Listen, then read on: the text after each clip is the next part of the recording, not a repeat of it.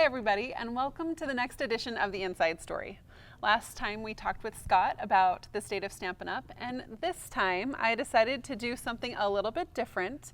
We're going to change it up and have a conversation about a process that affects all of us as demonstrators.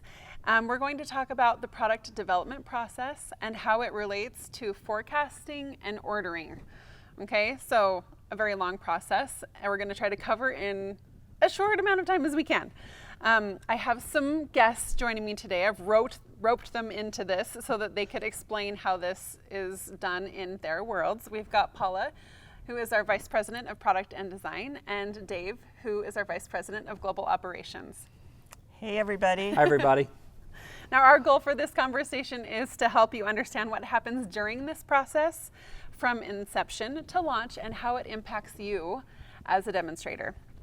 So we also plan to address some of the most commonly asked questions throughout the video today.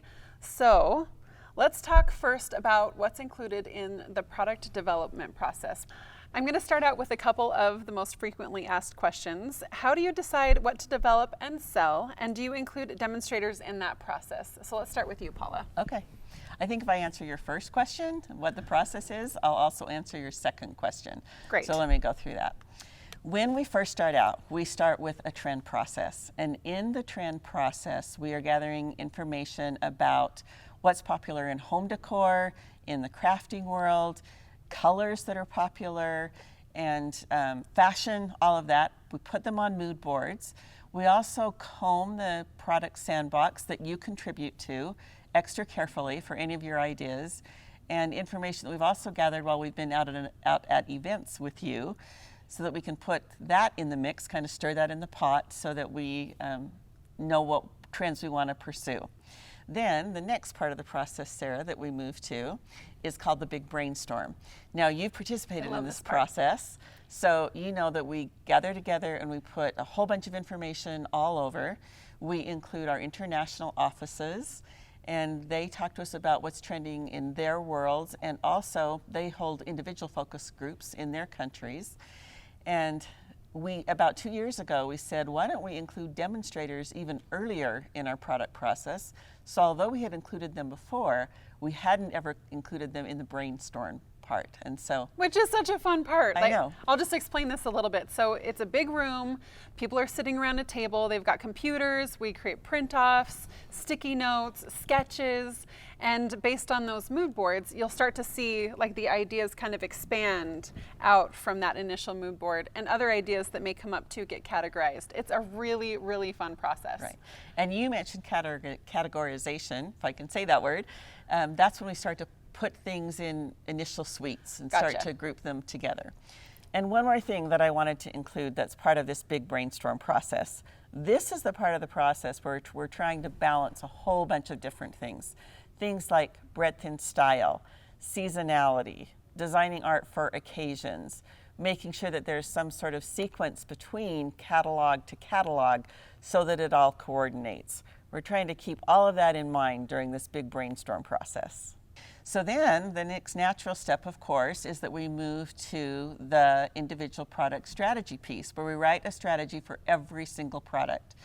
In this process, we are deciding things like how much revenue do we think the product will generate? Who's the product for? Beginner, casual, or avid crafters? What are the individual components that we ought to put in the suite? So we have the stamp set and maybe a tool, but what else should go in the suite with those products? Then we move to the product design and production piece. We finally actually get to start designing the product. And so we've done a whole bunch of back work to make sure that the product is solid, has a solid strategy. In this process, and I think you've sat in on some of these processes as well, we do a lot of checking and balancing, right? So we're including key stakeholders, super users, demonstrators within the company, and actually saying, how would this work on a card or on a project? We're determining, is it meeting the strategy that we designed in the previous step? It's a collaboration. It is a total collaboration, which moves us to the final step in the product development process, which is the demonstrator survey, which you help us with. Thank you very much. And we use that information to help us determine how much product we'll order, which Dave will talk about in just a minute. This is the final time that we see the art, and so this is when it makes the final cut. Sometimes we do cut stamp sets or tools or other products during this part of the process because we want you to have the very best, and sometimes some products just don't make it. So that's kind of the pattern of that whole process, Sarah. So how long does that process take? A long time. It takes about 18 months for the smaller catalogs, the semi-annual catalogs, and it takes about 2 years for the bigger catalog. And so you can see that we have a lot going on at all times because we're working so far ahead. I think that's amazing to note too, that we're planning so far out, and then how well we nail the trends. And we've heard that from all of you when we launch a catalog, how on trend we are. So I think that's just a testament to this department and the processes that you go through. So thank you for that. Now, how do we decide how much to order of these amazing products that we've just designed? Well, when we get it to this point, even though we've been working with Dave's group all along in the sourcing process, this is the part where we actually kind of say, okay, we've done our part. We'll tell you how much revenue we think it's going to generate and what the strategies are. And then it moves more to where we're doing a partnership in a process that Dave will explain a little more. So that process that comes next is called the collaborative forecasting meeting. And that's a meeting where we bring individuals together throughout the company to help us to assess what the initial order quantity will be for every product. We refer to that as the IOQ. Right, and the CFM process. We have acronyms for everything. We do. And so within that process, we're involving these members of the company that include product and strategy, employees that have been working on this product since the inception ideas. It includes marketing and events and supply chain and forecasting. This group all comes together in a meeting to where they review every single item individually to determine how much we should order of each item that we introduce. And so about how many items are we introducing? Like how many new items are you forecasting? We introduce over 700 new items every year. And so every single one of these 700 items, we've got to determine this initial order quantity. And so we have to look at a variety of factors to help us to determine the quantity. So we look at the product strategy. We look at the demonstrator survey information to help us to gauge how successful we think it's going to be from a demonstrator's viewpoint. We look at the historical data of like items. So how similar items that we've already sold, how they sold, and so that will help us to gauge. We look at the product exposure. Okay. Is it how it's shown in the catalog? Is it on the cover of the catalog? Is it shown at on stage? Are we going to use it in a promotion at some point in the future? We look at all of those factors. And in addition to that, we look at where it's sourced. Stamps, ink, and paper are sourced domestically, and we manufacture a lot of that ourselves, so we can react more quickly. If it's something that comes from overseas, we've got a longer lead time, so we'll actually order even more of that product because it's going to take us longer to reorder and get that product here. So you account for that long lead time in that initial Yes, absolutely. We do that. Okay. And we also look at seasonality. A lot of our products have seasonal factors, and so we've got historical forecast curves. So oftentimes something will be a slow seller, and then it will get to that holiday or season. It will spike rapidly for a few weeks, and then the sales will slow down. So we'll anticipate those patterns as well. Okay. Now, you mentioned the demonstrator survey data. We are often asked if we survey demonstrators. So yes, we do. We've answered that question. And we're also asked if that feedback is helpful. So maybe you can talk a little bit about that. It is helpful. It's a good starting point for us to have these conversations. What we find is that demonstrators like everything. What? And that overall, they rate everything quite high. Okay. It does, and so it doesn't really help us to really know those that aren't going to sell really well. And the biggest challenge is it's not going to help us generally determine the runners and those that are suddenly going to spike and sell really high. So you're saying that the survey that the demonstrators are a part of really helps set a baseline. It does. For kind of A, B, C, D type of products, how popular they're going to be. It does. Okay. It gives us a good starting point. And then what we see is a lot of times the decision point isn't so much when they're looking at a survey, but when the products start to be received in demonstrators' hands and our demonstrators start to create and do what they do best and create all these incredible designs and layouts and cards and so forth, and then they start posting them on blogs, on Pinterest and so forth. And so it's often after that point that we really see the demand grow for certain items. Now, I wanted to talk a little bit about the runners. Okay. Because I think there's a difference between maybe what's a popular product and then what ends up running, because those are the hardest to predict.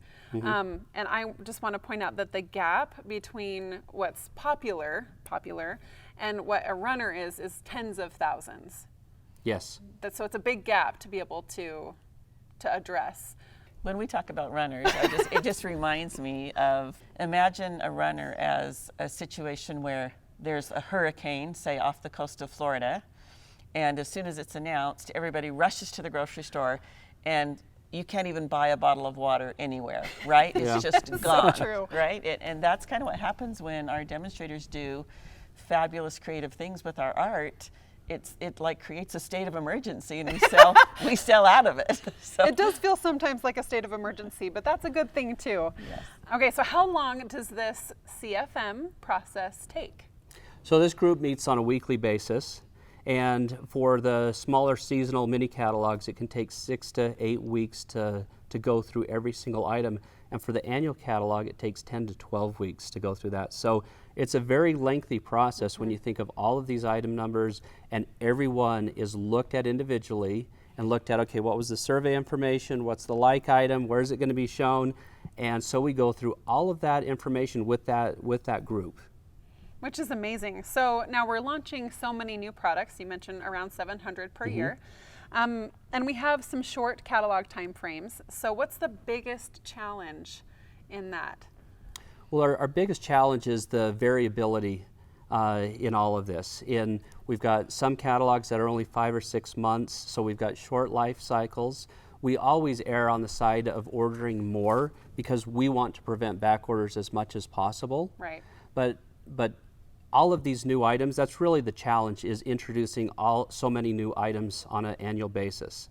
So if you look at, like, you go to your grocery store and the products that your fruits and vegetables and cereals and breads, they're normally in stock, right? Right. Because how forecasting works is it uses historical data for you to anticipate what your needs are going to be.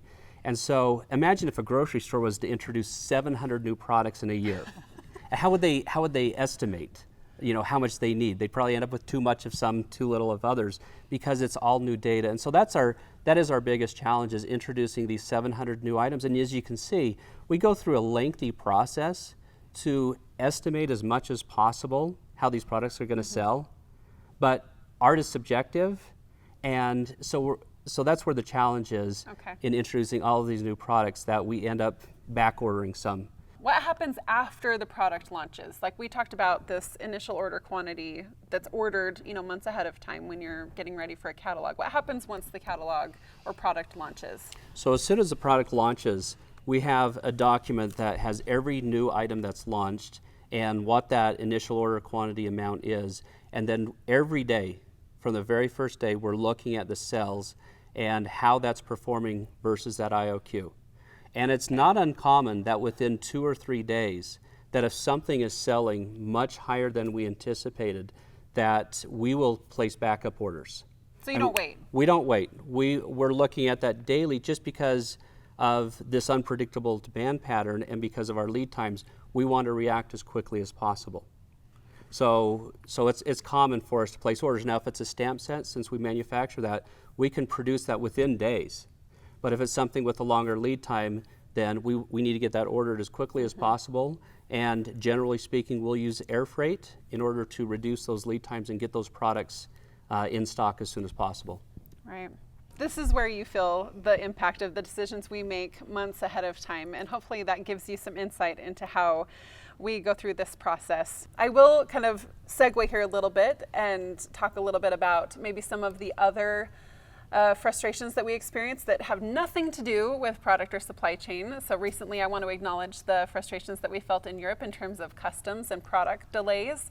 That is completely separate and unrelated to the process that we just talked about. So we are working on that issue, and will be better because of that as well. So I just wanted to point that out a little bit. And then even with the feedback that all of you provide and the work that goes into this behind the scenes, there's always going to be runners. Always. Out of 2,000 products that we carry, and like Dave said, 700 new, there are some that we're going to get wrong. That's actually not a bad thing. I know it's frustrating, but it tells us that we're on trend. It tells us that you love the products that we're creating, and it tells your customers that they've got to get them soon. So something else to think about. That's actually the challenge and beauty of providing wonderful products to a community of creative people. Dave mentioned this earlier. We don't know what you're going to do with the products and how that will escalate sales and affect the popularity and the forecasting. So be patient with us. Our goal is always to provide you with quality, coordinated products that arrive in your order in a timely and complete way. We're always looking for ways to better our best and to improve that process so that you don't have any barriers in selling and using the products that you love. Thank you, Paula and Dave, for joining me today and for sharing this conversation with all of you. Until next time, we'll talk to you soon. See you later. See ya. Goodbye.